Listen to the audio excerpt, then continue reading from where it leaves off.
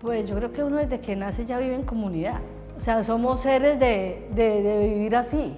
És viure en un lloc on totes les veus puguin ser sentides i assegurar-nos que tenim un espai de participació.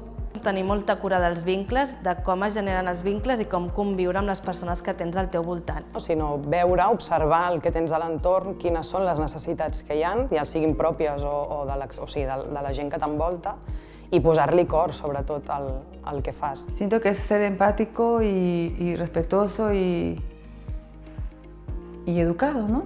Integración, compañerismo, compartir y conocer cada día más culturas diferentes.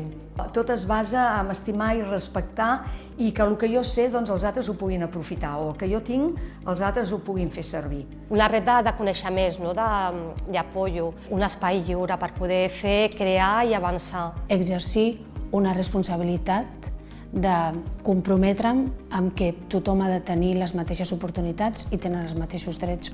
I també una mirada compassiva els uns cap als altres.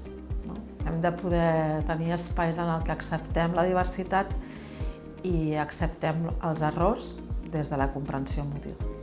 És posar de relleu allò que sentim cada cop menys, no? Que és la comunitat, i per tant fer-la florir, perquè hi és. Som persones que ens atravessen tot de les altres persones i negar-ho també, ara està de moda una mica negar-ho, però bueno, que crec que no existeix una altra opció.